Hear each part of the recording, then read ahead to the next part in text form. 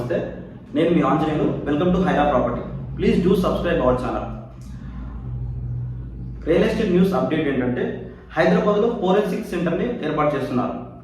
ఈ forensic centre ఏర్పాటుకు ముందుకు వచ్చిన రష్యాకు చెందిన ఎన్ల్యాబ్స్ సంస్థ మంత్రి శ్రీధర్ బాబుతో ఆ సంస్థకు సంబంధించిన ప్రతినిధులు ఈరోజు భేటీ అవ్వడం జరిగింది. రాష్ట్రంలో పెట్టుబడులు పెట్టేందుకు మరో అంతర్జాతీయ సంస్థ ముందుకొచ్చింది.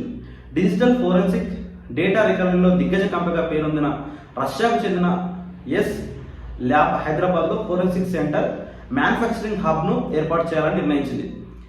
జూమ్ టెక్నాలజీస్ కంపెనీతో కలిసి ఈ హబ్ను నెలకొల్పనున్నట్లు సంస్థ ప్రకటించింది.